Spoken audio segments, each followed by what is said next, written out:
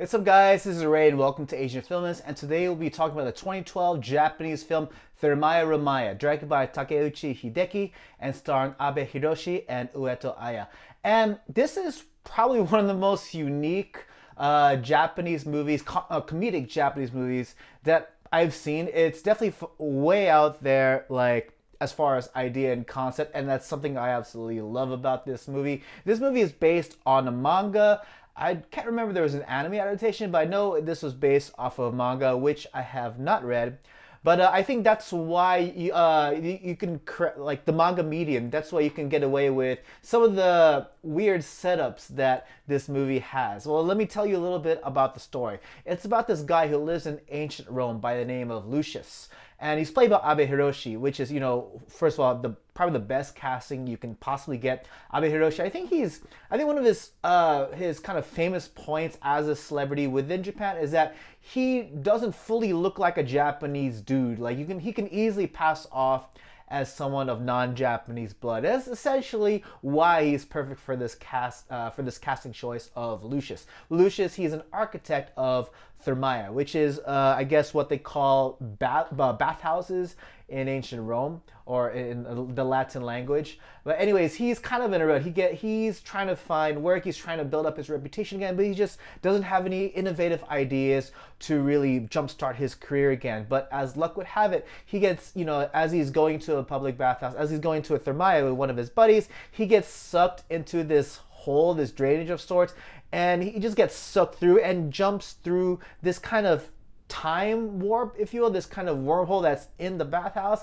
and winds up in modern Japan. And he does this multiple times over the course of the story, and each time he lands in Japan, he encounters Ueto Aya's character. I think Ueto Aya's character's name is Manami. Can't remember exactly for sure, but she's this struggling manga artist who's trying to make a name for herself, and she loves the cool badass action hero. So when she sees Lucius for the first time, she thinks that he looks like Kenshiro from Fist of the North Star. So she gets immediately attracted to Lucius. But Lucius, he doesn't really realize he's jumped back through time. He thinks that he's in a land of flat-faced slaves. That comment is just absolutely funny. But and he kind of, in this new land of flat-faced slaves, he discovers Japanese public bathhouses. And as with many foreigners, just like myself, when you come into Japan and you meet their onsens, their public baths, and not even that, but their toilet technology, you instantly fall in love with everything. That's what Lucius does. He kind of jumps back and forth between modern Japan and his time in ancient Rome, kind of plucks ideas from Japan because he's so inspired, he's so moved, and so bedazzled by these kinds of ideas that he's able to rework them into his time. And so that's essentially what the story is. And then, eventually he catches the eye of the emperor. He starts building bathhouses for the emperor, and it just goes from there. But, because of the premise, as I said, this revolves around baths, public baths. If you guys ever been to Japan, I definitely recommend coming to a public bath or onsen, sento, whatever system they have near you. It's definitely a unique experience. And I think that's what the purpose of the story of Thermae Romae is, that it was crafted to kind of show the love of Japanese bathhouses. As far as the positives of Thermae Romae, I love this fish out of water comedy. It's fish out of water in the sense that, you have Lucius. He gets transported into the future in a time that's not his own. And it's kind of like watching like Encino Man. Remember that old movie from the 90s where a guy who's displaced, who's time displaced into this new era, and he's trying to figure everything out, and he's just so amazed. Except this time, Lucius, he's very smart, he's very clever, he knows what his country doesn't have and could benefit from, and he basically just steals these ideas, and that's something that one would think that, okay, this movie is going to be about a guy who plagiarizes ideas, but this idea just kind of eats up at him. But he knows at first he steals these ideas to get jobs, because he needs a job, he needs to build up his career, and he needs to start a family with his wife, and that's how it starts. He kind of steals these ideas, but as time goes on, it kind of gets the regret and the guilt kind of builds up over time, and that's part of his character development.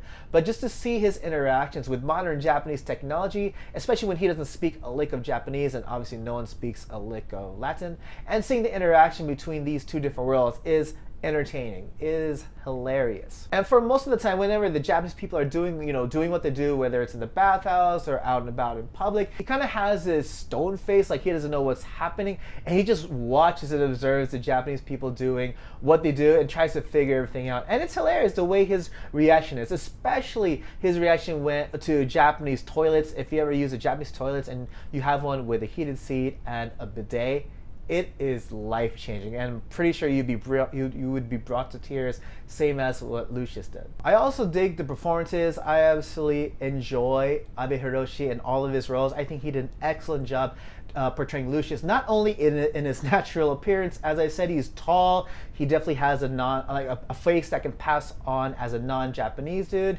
And he portrays a great character in the sense that Lucius, he's kind of in Rome, he is kind of a desperate dude trying to look for ideas so that way he can make bathhouses that could benefit not only his name but also his country. But at the same time, whenever he gets transported into modern Japan, he thinks that everyone around him is a slave, so he comes off as arrogant, like with a lot of pride in himself and where he came from, that who are these slaves? They know nothing. But as time goes on, you see kind of a story arc which he gradually humbles himself and comes back to earth. And it's a great character. It's a great performance. I think only Abe Hiroshi could pull it off. And then we have Ueto Aya, who plays Manami, and she is absolutely adorable. I absolutely love Ueto Aya in anything she plays. Well, I'm not sure how active she is nowadays, but back when I first watched Japanese movies, I absolutely love watching her on screen. She is adorable in this movie. She plays this struggling manga artist who's trying to make something out of herself, but she just doesn't have any ideas either. Her path kind of reflects that of Lucius. And and then she's kind of forced to go back home, and then she switches into this real heavy countryside accent, and it's adorable to see cute Ueto Aya kind of speak loudly to all the old men in her countryside accent. Speaking of which, a lot of the supporting cast are a lot of old men. I don't know if that was made intentionally as kind of a joke, because if you go to a public bath, chances are the majority of the people in these public baths, in Japan at least, are older guys. Well, I'm not sure about the women's side. I can't speak because I've never actually gone to the women's side before. But at least on the men's side, it's definitely a lot of older dudes or adults with their kids.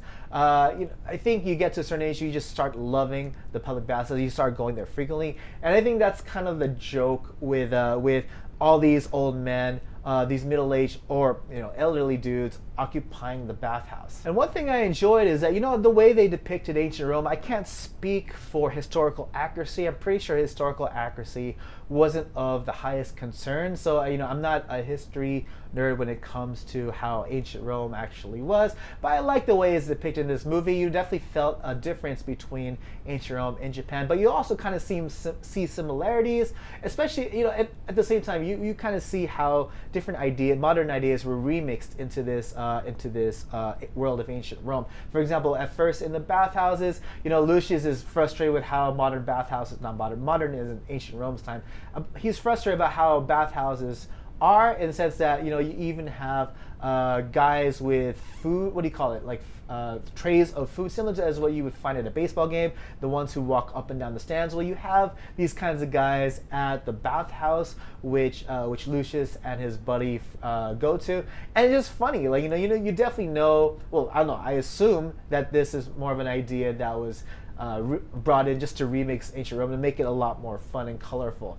But one thing that I thought was interesting, I'm still on the fence about it, because with Japan, it's obviously going to be the majority of the talent is going to be Japanese, or someone who can speak, someone who looks Japanese. But obviously you have a lot of Japanese people playing the lead Roman characters. So granted, you get a mix of non-Japanese people playing all the supporting roles, whether it's soldiers, the peasants, basically all the extras. But when it comes to the speaking roles, they're all played by Japanese people. Granted, they're all kind of made up to look like Romans or non-Japanese as best I can. You know, one of these characters is Kitamura Kazuki, you know, who plays what the kind of character you expect with those eyebrows of his. You know, I love Kitamura, but he seriously has a face you can't trust. Look at those eyebrows. I mean, but anyway, I think it's interesting that all the speaking roles went to Japanese people. And the one thing that I actually liked with this is that just to make the language understood by the audience, anytime someone speaks, it's all in Japanese. Especially when it comes when you're in ancient Rome, obviously Lucius and everyone else are speaking Japanese, when in reality in the story they're speaking Latin. But so that we can understand, they're speaking Japanese. And you know, I thought this would be kind of weird. You know, when he gets bumped into the modern world, how is he going to interact with everyone? They kind of have it so that way he's thinking to himself in Japanese, of course, just so we can understand. But the character himself, he can't speak a lick of Japanese. So when he interacts with Benami and all the other Japanese folks, he doesn't really speak a word. He just does a lot of physical comedy, and it's all entertaining. And when the words do come out of his mouth, he speaks in Latin. He does speak words that are not Japanese. I'm not sure how his pronunciation is, but I think it's convincing enough. And lastly, one thing I enjoyed is just the way bathhouses are portrayed. As I said earlier, Japanese onsens, Japanese bathhouses are life-changing. I absolutely love going to the onsen. And this movie highlights a lot of the different functions of bathhouses. You know, some of the little details that foreigners would be quick to notice, whether it's, you know, using a bucket to wash yourself before entering the bath, or even different tools that folks would use. You know, you see all these tools and you get the reaction by Lucius to these tools, and everything just blends well hilariously. And I think my favorite reaction was when Lucius uses that bidet for the first time. I think all of us foreigners can relate. When it comes to negatives, I don't really have much to say. This is certainly a movie I enjoyed from beginning to end. I absolutely love this movie. I've seen this movie and its sequel many times. I hope to review Thermae Romae 2 hopefully this month while I'm talking about comedies, because both movies are entertaining. I think I like the first one over the second one, but I'll talk more about the second Thermae Romae when I eventually get to review it. But overall, what do I have to say about Thermae Romae? It's a must-watch. It's hilariously funny, but it's not like it's not slapstick comedy. There's a lot of physical humor involved, as far as, you know, fish out of water. You have some guy who can't speak the local language just interacting with things without really regard to how things are being run in this world. He just goes about doing anything he wants, how he wants, and that's where a lot of the comedy comes in. And it's interesting seeing how Lucius reverse engineers everything he sees in modern Japan to fit his time in ancient Rome. I think all that, when it comes together, is interesting. It's so funny. But I definitely recommend this movie to watch. I think because of how bizarre and unique the premise is, I think anyone who watches it will be entertained. But yeah, those are my thoughts on Thermae Romae. What did you guys think? Please let me know in the comment section below. If you enjoyed this video, please leave a like. And if you're new to my channel, please subscribe. And if you really dig my content, please know you can support Asian Films via Patreon from as little as $1. And yeah, that's about it for me, guys. And as always, everyone, thank you so much for watching. Hope to catch you all again in the next video. Take it easy.